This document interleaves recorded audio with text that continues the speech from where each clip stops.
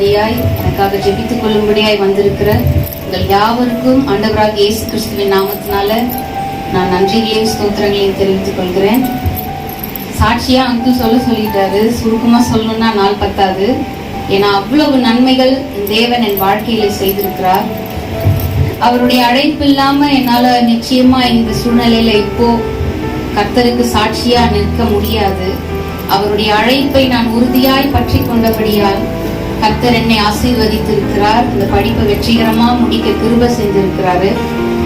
அவருடைய உன்னதமான அழைப்பை நான் பற்றி கொள்ளணும்ன்றது என்னுடைய 12 வயசுல இருந்து என்னுடைய ஒரு ஆசை. 12 வயசுல அவளை என்ன தெளிவு இருக்கும் அப்படின்னு கேட்டா, எனக்கு அப்போ ஏசப்பா ஒரு தெளிவை கொடுத்திருந்தாரு. அவருடைய உன்னதமான ஊழியத்தை பத்தி எனக்கு ஒரு தெளிவை கொடுத்திருந்தாரு. அவருடைய சித்தத்தை பத்தி எனக்கு ஒரு தெளிவு கொடுத்திருந்தாரு. ஆனா அது என்னால மட்டும் சாத்தியமான ஒரு விஷயமே இல்லை. முதலாவது நான் ஒரு முக்கியமான நபருக்கு நன்றி சொல்ல கடமைப்பட்டிருக்கிறேன்.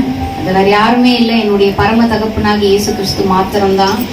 அவருடைய கிருபை இல்லாம நான் இன்னைக்கு ஒண்ணுமே கிடையாது. நான் நிற்பதும் நிர்மூலமாகாதிருப்பதும் என் தேவனுடைய சுத்த கிருபை. அவருடைய இரக்கம், அவருடைய காருண்யம், அவருடைய கிருபை, அவருடைய தயவு, அவருடைய அன்பு இல்லாம நிச்சயமா இந்த இடத்துல என்னால நிற்க முடியாது. அதற்காக என் ஆண்டவராகிய தகப்பனுக்கு நான் தாழ்த்தி அவருக்கு நிறைய நன்றிகளை, 1000 ஸ்தோத்திரங்கள் என்னால் இயன்ற மற்றும் நான் சொல்ல கடமைப்பட்டிருக்கிறேன். ஒரே ஒரு பாடலை மட்டும் நான் பாட ஆசைப்படுறேன். உங்க அழைப்பு இருந்ததால நான் அழிந்து போகவில்லை, உங்க அன்பு இருந்ததால நான் கைவிடப்படலை. அழைத்தவர் நீரோ உண்மையுள்ளவர், என்னை உயர்த்தி வைக்கும் மேன்மையான திட்டம் கொண்டவர். என்ன வந்தாலும் எது வந்தாலும் தொடர செய்பவர், நான் என்றென்றும் சார்ந்திருக்கும் தகுதியுள்ளவர்.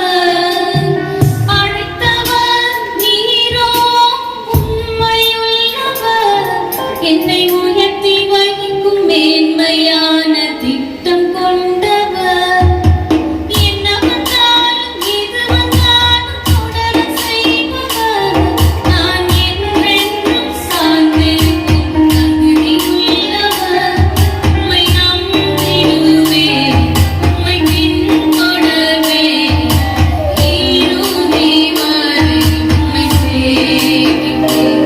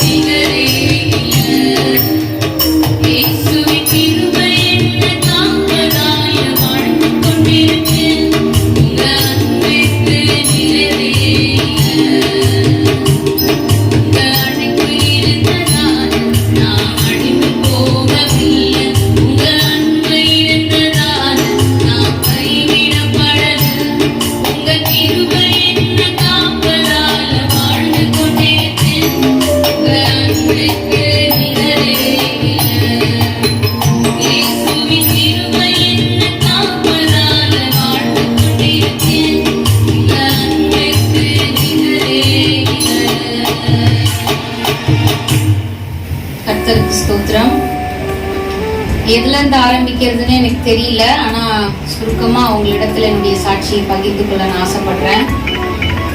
ஒரு 12 வயசுல அப்போதான் ஆண்டவரை நான் உண்மையாவே என்னுடைய இருதயத்திலிருந்து நான் ஏற்றுக்கொண்டேன்னு சொல்லலாம். அப்பா அம்மா ஊழியத்துல அவங்களுடைய அழைப்பை ஏற்று இங்க வந்து ஊழியத்தை ஆரம்பிச்சு துவக்கின நாட்கள் ரொம்ப பாடுகள் நிறைந்த நாட்களா இருந்தது. சிறு பிராயத்துல இருந்தே நாங்க அவங்களுடைய கஷ்டத்தை, அவங்களுடைய பாடுகளை, எவ்வளவு அவமானங்கள், எவ்வளவு நிந்தனைகள், எவ்வளவோ பழியான பேச்சுகள் வாங்கி நாங்க பார்த்திருக்கிறோம். அது எல்லாத்தின் மத்தியிலையும் அவங்க சோர்ந்து போகாம அவங்களுடைய விசுவாசத்துல உறுதியாய் பற்றி கொண்டு இந்த இடத்துல கர்த்தர் அவர்களுக்கு கொடுத்த அழைப்புல அவங்க உறுதியா இருந்ததுனால மாத்திரம்தான் இன்னைக்கு ஆண்டவர் என்னுடைய அழைப்புல நான் உறுதியாய் நிற்கும்படியான கிருபை எனக்கு தந்திருக்கிறார். முக்கியமான ஒரு நன்றி என்னுடைய பெற்றோருக்கு நான் சொல்லியே ஆகணும். சாப்பிட்டியா தூங்குனியான்னு கேட்க மாட்டாங்க, பைபிள் படிச்சியா ஜெபம் பண்ணியான்னு தான் எப்பவுமே என்ன கேட்பாங்க. நான் ஸ்கூல்ல மார்க் கம்மியா வாங்குறதுக்கு அடி அதிகமா வாங்குறனோ இல்லையோ, ஆனா பைபிள் படிக்கல ஜெபம் பண்ணலன்னா செமையா அடி வாங்குவேன். அப்படி ஒரு கர்த்தருக்குள்ள என்னை வழி நடத்துவதற்கு மிகவும் அவங்க சிரமம் எடுத்திருக்கிறாங்கன்னு தான் நான் சொல்லணும். என்னுடைய தாய் தகப்பன் இதுல என்ன ஊக்குவிக்கலன்னா நிச்சயமா ஆண்டவருடைய உன்னதமான அழைப்பு எனக்கு புரியாமலே இருந்திருக்கும். அவருடைய அழைப்பை நான் உறுதியா பற்றி கொள்ளாம போயிருக்கக்கூடிய சூழ்நிலையும் வந்திருக்கும். அநேக மிஷனரி புத்தகங்கள் எல்லாம் எனக்கு வாங்கி கொடுப்பாங்க சின்ன வயசுல. அவங்க வாங்கி கொடுத்த அந்த ஒரு இன்ஸ்பிரேஷன் தான் இருதயத்துல விதையா அது விதைக்கப்பட்டுச்சா என்னன்னு எனக்கு தெரியல. வில்லியம் கேரி, அப்புறம் ஏமி கார்மைக்கல் அம்மையார், நிறைய பேருடைய மிஷனரி புத்தகங்கள்லாம் எனக்கு வாங்கிட்டு வந்து எனக்கு படிக்க கொடுப்பாங்க. எத்தனை பெற்றோர் இன்னைக்கு அதை செய்யறாங்கன்னு எனக்கு தெரியாது. ஆனா என்னுடைய பெற்றோர் என்னுடைய சிறு பிராயத்துல இருந்து எனக்கு மிஷனரி கதை புத்தகங்களை வாங்கிட்டு வருவாங்க. எனக்கு கர்த்தருடைய வழியில என்னை நடத்தும்படியாய் அவங்க ஒவ்வொரு நாளும் பிரயாசப்பட்டிருக்காங்கன்னு தான் நான் சொல்லுவேன். இந்த ஊழியத்துல எவ்வளவோ பாடுகள், எவ்வளவோ பிரச்சனைகள், அதுல எல்லாவற்றிலும் எனக்கும் என் தங்கைக்கும் கர்த்தருடைய வழி அவங்க காட்ட இது நாள் வரைக்கும் மறந்ததே கிடையாது. ஒரு நாள் கூட தவறாம அந்த ஒரு விஷயத்துல அவங்க தப்பு பண்ணாங்கன்னு என்னால சொல்லவே முடியாது. எனக்கு உன்னதமான ஒரு பெற்றோரை கர்த்தர் கொடுத்திருக்கிறார். அதுக்காக நான் நன்றி செலுத்துகிறேன். அது மட்டும் இல்லாம ஒரு பெரிய பாக்கியமா எங்களுக்கு குடும்பமாகிய சபையை ஆண்டவர் கொடுத்திருக்கிறார். சொந்த பந்தங்கள் எங்களை கைவிடலாம், அவங்க எங்களை பரியாசம் பண்ணலாம், எங்களை நிந்தைக்குள்ளாக்கலாம், எங்களை அவமானப்படுத்தலாம். அந்த எல்லா கஷ்டத்தையும் தாண்டி அவங்களுடைய ஊழியத்துல பட்ட பாடு நிமித்தமா சபை என்ற ஒரு குடும்பமாகிய ஒரு சபையை எனக்கு ஆண்டவர் கொடுத்திருக்கிறாரு.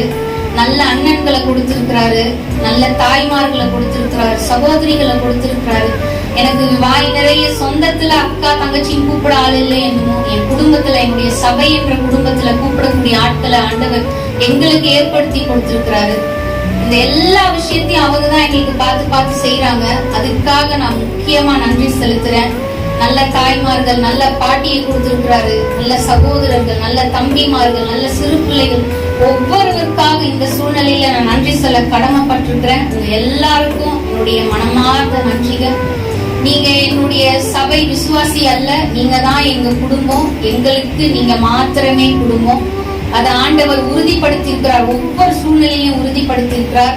எல்லாருக்கும் என்னுடைய மனமார்ந்த நன்றிகளை தெரிவித்துக் கொள்கிறேன். நான் பிளஸ் 2ல மார்க் கம்மியா எடுத்துட்டேன்.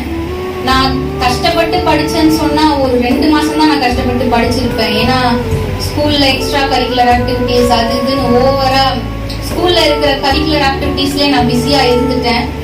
ஆனா என்னுடைய அழைப்பை பத்தி அப்ப எனக்கு ஒரு சின்ன ஒரு தடுமாற்றம் இருந்தாலும் உறுதியா அதுக்காக ஒரு 2 மாசம் கஷ்டப்பட்டு படிச்சேன். ஆனா பப்ளிக் எக்ஸாமுக்கு ஒரு 2-3 மாசத்துக்கு முன்னாடி உண்மையாவே நான் கஷ்டப்பட்டு படிச்சேன்.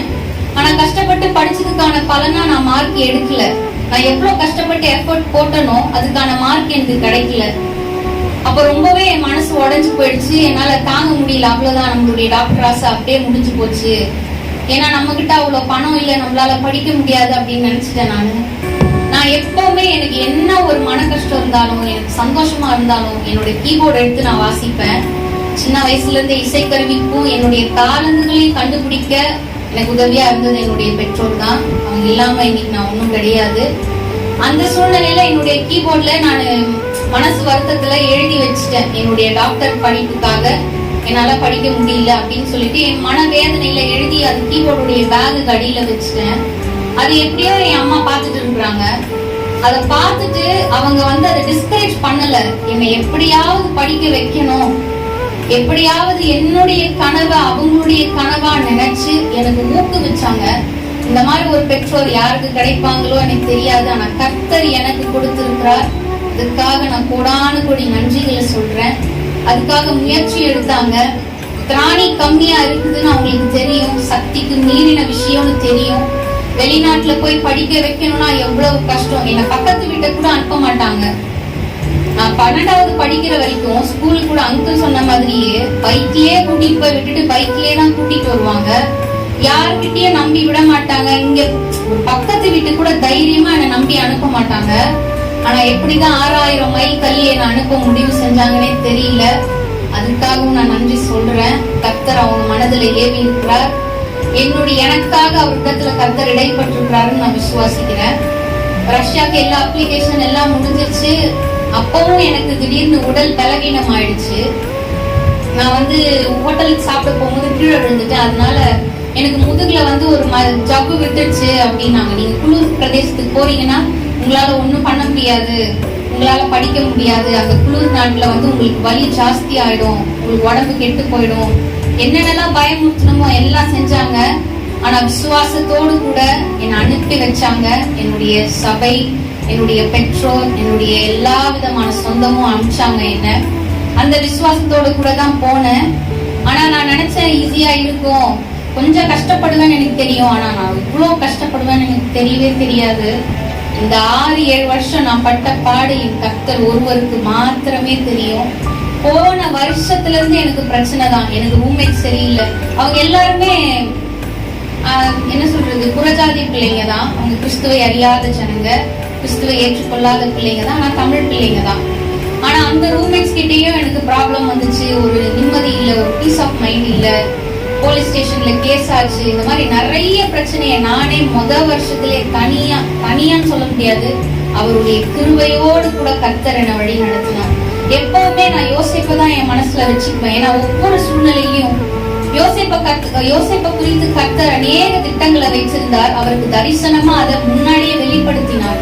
ஆனா ஒவ்வொரு சூழ்நிலையிலும் யோசிப்பு கஷ்டம்தான் பட்டார். அவர் கஷ்டப்பட்டதிலேயும் வசனம் சொல்லும், கர்த்தர் யோசேப்போட இருந்தார், கர்த்தர் யோசேப்போட இருந்தார் அப்படின்னு. அப்படிதான் நான் விசுவாசிச்சேன். ஒவ்வொரு சூழ்நிலையிலும் ஆண்டவர் என்னோடு கூட இருக்கிறாருன்னு. எப்படியோ ஃபர்ஸ்ட் நிறைய கஷ்டம் இருக்குது. அதெல்லாம் சொன்னா டைம் இருக்காது.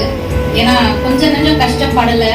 இங்க வீட்டை பத்தி ஒரு கவலை, வீட்டுல அப்பா அம்மா தங்கச்சி இவங்களெல்லாம் தனியா விட்டு நான் எங்கேயுமே இருந்தது கிடையாது. ஏன்னா நான் எங்கேயுமே அனுப்பவும் மாட்டாங்க, நானும் பிரிஞ்சு இருந்ததும் கிடையாது. அந்த ஒரு பிரிவையும் என்னால சமாளிக்க முடியல. தைரியமா அமைச்சிட்டாங்க, ஆண்டவர் மேல பாரத்தை போட்டு என்ன அமைச்சிட்டாங்க. நானும் இந்த அழைப்புல நம்ம உறுதியா இருக்கணும். கர்த்தர் நெருக்கி ஏறிட்டே இருக்கிறாரு.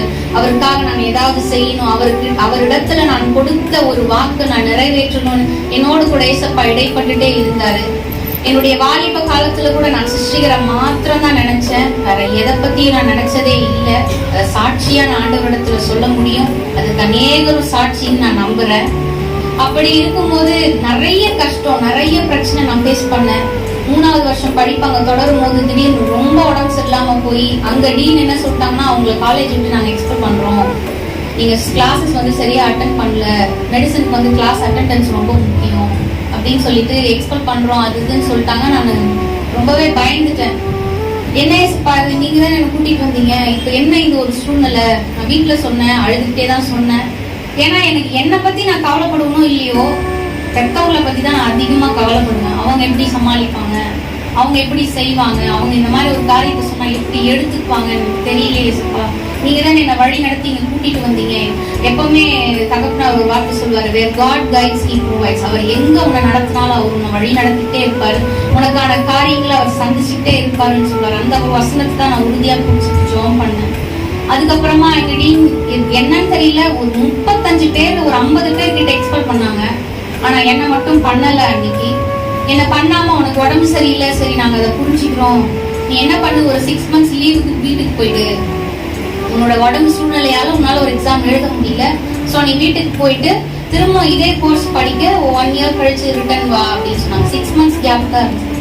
அந்த ஒரு கிருபை ஏசப்பா அப்ப அந்த சூழ்நிலை எனக்கு வச்சது ஒரு பெரிய என்ன சொல்றது, ஒரு பெரிய பாக்கியமா தான் இருந்துச்சு. ஏன்னா ஒரு 50 பேர் கிட்ட எக்ஸ்பெல் பண்ணாங்க என்னோட கூட. என்ன எக்ஸ்பெல் பண்ணல, என் பேர் அந்த லிஸ்ட்ல இருந்துச்சு. ஒரு 50 பேரை தூக்குனாங்க காலேஜ் விட்டு. ஆனா அதுல ஏசப்பா எனக்கு கிருபை செஞ்சார். அதுக்காக நான் நன்றி செலுத்துறேன்.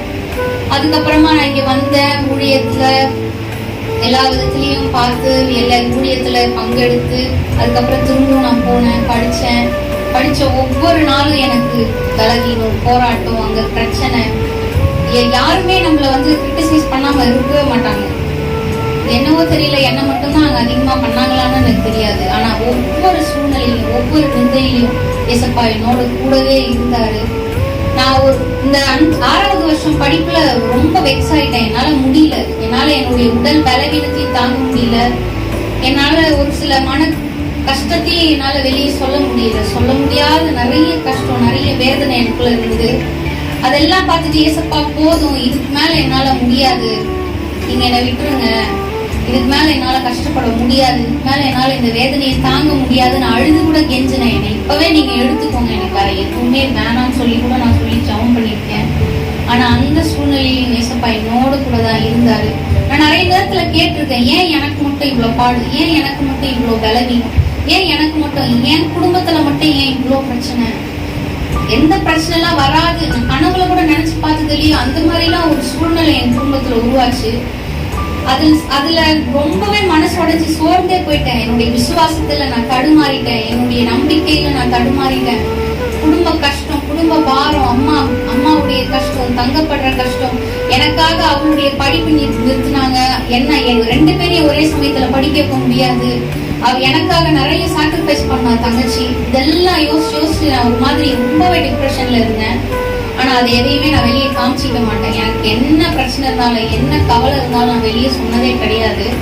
அந்த மாதிரிதான் நான் இருப்பேன். ஆனா ஆண்டவர்கிட்ட மட்டும் நான் இடைப்பட்டுக்கிட்டே இருந்தேன், போதும் நிறுத்திக்கோங்க, என்னால இதுக்கு மேல முடியாது, ஏசப்பா நீங்க நிறுத்திடுங்க, இதுக்கு மேல என்னால கஷ்டப்படவே முடியாது, போதும், என் அப்பா அம்மா மட்டும் நீங்க நல்லா பாத்துக்கோங்க சொல்லி கூட நான் ஜெபம் பண்ணியிருக்கேன். ஆனா அந்த சூழ்நிலையில கூட ஆண்டவர் பேசுறாரு, என் கிருபை உனக்கு போதும் அப்படின்றாரு. அவருடைய கிருபை எப்பொழுதுமே என்னோட கூட தான் இருந்தது. ஃபைனல் எக்ஸாம்ல கூட ஒரு சார் என்னை பாஸ் பண்ண விடவே இல்லை. ஒரு மாதிரி கிரட்ஜ் வச்ச மாதிரி அவர் என்னை பாஸ் பண்ண விடல. அவர் பாஸ் பண்ண விட்டாதான் நான் இந்த டிகிரியே வாங்க முடியும், அவ்வளோ பிரச்சனை. ஆனா அப்ப கூட நான் சோர்ந்து போயிட்டேன்னு தான் சொல்லணும். ஏன்னா நான் அவ்வளோ ஒரு மன கஷ்டத்துல, போராட்டத்துல, மன உளைச்சல்ல தான் இருந்தேன். ஆனா ஏசப்பா ஒவ்வொரு சூழ்நிலையிலையும் என்னை தூக்கி நிறுத்தினார், என்னுடைய பலவீனத்துல நின்னாரு. அப்பாவுக்கு நடுவுல ஹார்ட் அட்டாக் வந்துச்சு. அந்த சூழ்நிலையில நான் இங்க கூட இல்லை, நான் அங்க ரஷ்யால இருந்தேன். அது எனக்கு ரொம்பவும் கஷ்டமா இருந்தது. ஏன்னா யாருமே இல்லை, அம்மாவுக்கு துணையா யாரும் இல்லை. ஆனா என் குடும்பமாகிய சபை மட்டும்தான் இருந்தது. சொந்தம் சொல்றாங்க, எமர்ஜென்சினா சொல்லுங்க நாங்க வரோம் அப்படின்னு சொல்றாங்க. ஆனா அந்த சூழ்நிலையில ஏசப்பா எங்களுக்கு ஒரு நல்ல சபையை கொடுத்தாரு, நல்ல குடும்பத்தை கொடுத்தாரு. அதுக்காக நான் நன்றி சொல்றேன். நான் இந்த மாதிரி சூழ்நிலையில நான் ரொம்ப உடஞ்சு போயிடுவேன். ஆனா அந்த மாதிரிதான் இருந்தேன். ஆனாலும் ஏசப்பா இப்படிப்பட்ட ஒரு குடும்பத்தை எனக்கு கொடுத்தாருன்ற ஒரு ரிலீஃப் எனக்கு இருந்தது. அது இல்லாம இருந்ததுன்னா நான் ரொம்ப கஷ்டப்பட்டிருப்பேன். அம்மாவுக்கு உடம்புல ரொம்ப பலவீனம், தங்கைக்கு ரொம்ப உடம்புல பலவீனம், தகப்பனாருக்கும் பலவீனம். ஆனாலும் நல்ல ஒரு குடும்பத்தை எங்களுக்கு ஏசப்பா இந்த இடத்துல கொடுத்தாரு. அவங்க இருந்ததுனால கர்த்தருடைய தயவோடு கூட அவங்க இப்பொழுது கர்த்தர் அவங்களை சுகபத்திரமா வச்சிருக்கிறாரு. இப்படி நிறைய மன உளைச்சல், நிறைய வேதனை. ஒரு நாள் என்ன பண்ணிட்டேன், இப்படியே கத்தால ஒரு 2 மணிக்கு அந்த எக்ஸாம் என்னால பாஸ் பண்ண முடியல. 2 அட்டெம்ப்ட் போயிடுச்சு. 2 அட்டெம்ப்ட்லயும் என்ன பாஸ் பண்ண விடல அந்த சார். அவ்வளவுதான், இதுக்கு மேல முடிஞ்சிச்சு. இன்னைக்கு லாஸ்ட் அட்டெம்ப்ட் வந்து 2 நாள் கழிச்சு 2 மணிக்கு எழுந்திரிச்சு என்னன்னு தெரியல, நான் அழுதுகிட்டே இருந்தேன். நான் நிறுத்தவே இல்லை, நான் அழுதுட்டே இருந்தேன். யாரை நினைச்சு அழுகுறது, என் வீட்டை நினைச்சு அழுகுறதா, என்னை நம்பி இவ்வளோ பொறுப்பை கொடுத்து என்னை அனுப்பி இருக்கிற என் சபையை நினைச்சு அழுகுறதா, இல்லை எந்த பொறுப்பை நினைச்சு நான் அழுறதுன்னு எனக்கு தெரியல. நான் அழுதுகிட்டே இருந்தேன், அழுதுட்டே ஜெபம் பண்ணிட்டே இருந்தேன். நான் ரொம்ப மனசு உடைஞ்சு எதுவுமே பேசல. அண்ணால் மனக்லேசமா எப்படி கர்த்தருடைய சமூகத்துல தன்னுடைய இருதயத்துல இருக்கிறது எல்லாவற்றையும் ஊற்றி செபிச்சாங்களோ அன்னைக்கு நான் அதை செஞ்சேன். அப்ப தேவனுடைய பிரசன்னத்தை நான் உணர்ந்தேன். அப்பவும் இதே வசனம் தான் சொல்றாங்க, என் கிருபை உனக்கு போதும் அப்படின்னு. அதை நான் எதிர்பார்க்கவே இல்லை. என் கிருபை உனக்கு போதும், எப்ப நான் ஜெபம் பண்ணாலும் என் கிருபை உனக்கு போதும், என் கிருபை உனக்கு போதும், உன் பலவீனத்துல என் பலன் பூரணமாய் விளங்கும். சலிச்சே போயிருச்சு எனக்கு அந்த வசனத்தை கேட்டு கேட்டு. ஆனா நிச்சயமா ஆண்டவர் அதை உறுதிப்படுத்தினார். எப்பொழுதுமே அவருடைய கிருபை மாத்திரமே என்னை தாங்கி பிடிச்சிட்டே இருந்தது. 10 பேர் எக்ஸாம் எழுதணும் லாஸ்ட் அட்டெம்ப்ட்ல. 10 பேர்ல 5 பேர் ஃபெயில் ஆனாங்க. மீதி 5 பேர்ல பாஸ் பண்ண ஆண்டவர் எனக்கு கிருபை செய்தார். ரொம்ப கஷ்டமான கேள்வியை தான் அவர் கரெக்டா செட் பண்ணாருன்னு எனக்கு தெரியும். ஏன்னா அவர் ரொம்ப கன்னிங்கான பர்சன். அவரு அந்த மாதிரி ஒரு ப்ராப்ளம் அந்த ப்ரொஃபஸரோட இருந்துச்சு எனக்கு. ஆனா என்னமோ தெரியல, நான் என்ன கொஸ்டின் எனக்கு வரணும்னு நான் மனசுல ஜெபிச்சுட்டு போகணும். ஏசப்பா எனக்கு அதே கொஸ்டினை கொடுக்க கிருபை செஞ்சாரு. நான் அதுக்கு எக்ஸலண்டா ஆன்சர் பண்ணேன். ஆண்டவர் அதுக்கும் கிருபை செஞ்சாரு. எனக்கு ஞானத்தை கொடுத்தார். அந்த டீச்சருடைய கண்கள்ல தயவு கொடுத்தார். அதனால அதுக்கப்புறமா ஸ்டேட் எக்ஸாம் எழுதுறதுக்கு கர்த்தர் கிருபை செஞ்சார். ஸ்டேட் எக்ஸாம்லயும் பிரச்சனை வந்தது. இந்த ஃபைனல் எக்ஸாம் முடிச்சு ஸ்டேட் எக்ஸாம் எழுதணும். அந்த ஸ்டேட் எக்ஸாம் 3 பகுதியா வைப்பாங்க.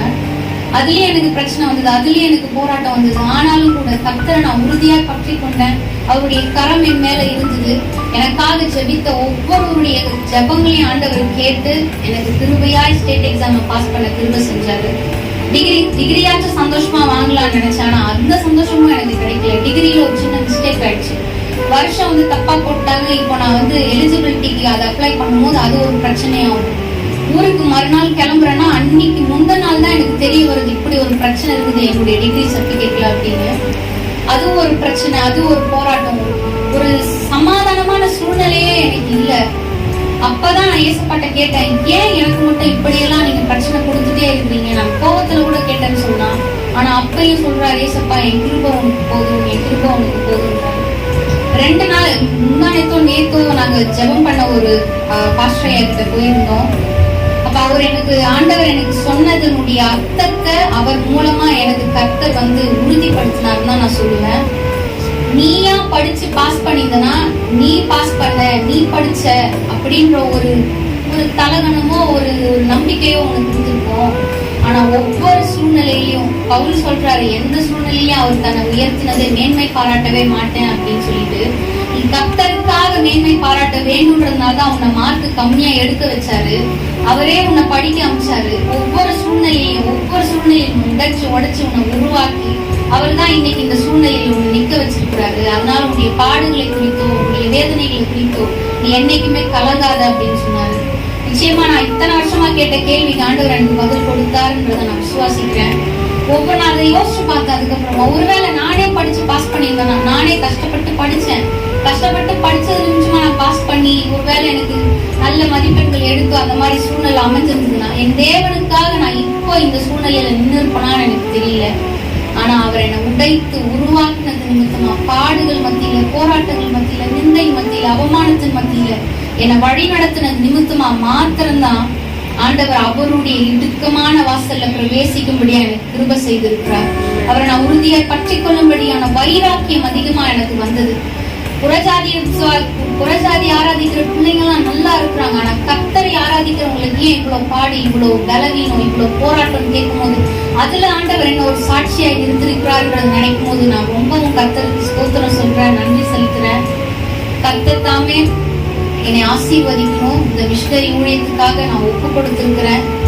கர்த்தருக்காக ஏதாவது ஒண்ணு செய்யணும் அப்படின்னு சொல்லிட்டு நான் சொல்லும் போது என் வீட்டுல எனக்கு எதிர்ப்பு இருக்கும்னு நான் நினைச்சேன். ஆனா எனக்கு சப்போர்ட்டிவான பேரண்ட்ஸையும் சப்போர்ட்டிவான சபையையும் எல்லா சப்போர்ட் பண்ற ஒரு ஜனத்தை ஆண்டவர் ஒரு ஜனக்கூட்டத்தை எனக்கு கொடுத்திருக்கிறார். அதுக்காக நான் கர்த்தருக்கு நன்றி செலுத்துறேன். எப்படி அவங்கள கன்வின்ஸ் பண்ண போறோம்? ஏன்னா அவங்களும் சராசரி பெற்றோர் தானே. அவங்களுக்கும் ஒரு சில ஆசைகள் இருக்கும், ஒரு சில கனவுகள் இருக்கும் அப்படின்ற ஒரு பயமும் எனக்கு இருந்தது. ஆனா விசுவாசமா எப்பவுமே அவங்ககிட்ட ஒன்று சொல்லுவேன், என்கிட்ட பேசினாண்டு உங்ககிட்ட நிச்சயமா பேசுவாரு.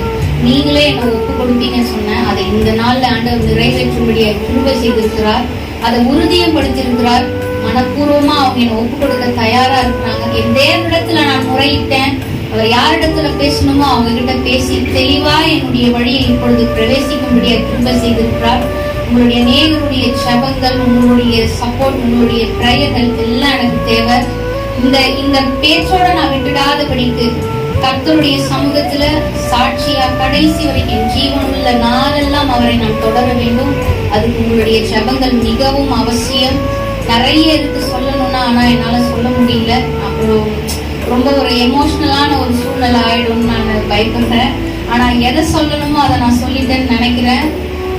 இதை வச்சு ஒரு சிலர் கர்த்தருக்குள்ள வரணும் அப்படின்ற ஒரு வாஞ்சை இருந்தா கர்த்தர் அவங்களையும் ஆசீர்வதிக்கணும்.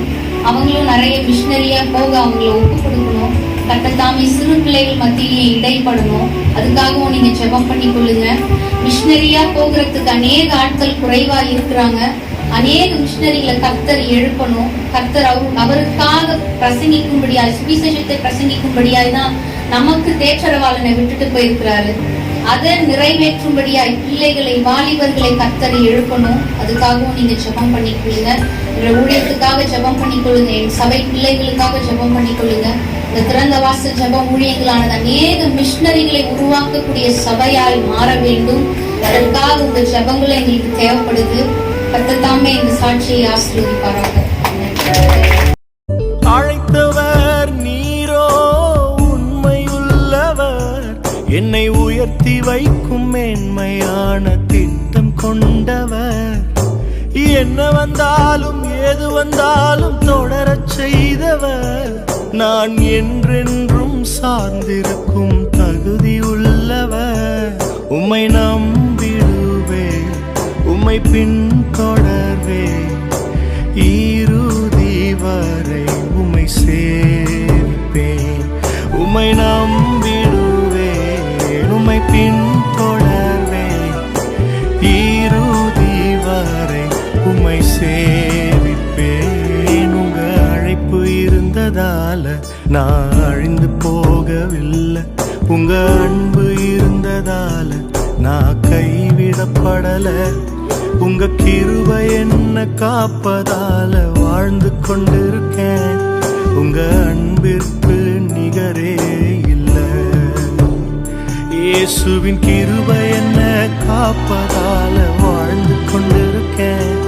அவர் அன்பிற்கு நிகரே இல்லை. உங்க அழைப்பு இருந்ததால நான் அழிந்து போகவில்லை, உங்க அன்பு இருந்ததால நான் கைவிடப்படல. உங்க கிருபை என்ன காப்பதால வாழ்ந்து கொண்டிருக்கேன். உங்க அன்பிற்கு நிகரே இல்லை. இயேசுவின் கிருபை என்ன காப்பதால